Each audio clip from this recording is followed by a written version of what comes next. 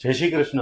silverunnati.com માં ફરી એકવાર મેન્સ માટે કડામાં એકદમ યુનિક કલેક્શન આવી ગયું છે, જેમાં અમારી પાસે આપણને મળી જશે ઓમ નમઃ શિવાય નામવાળા કડા.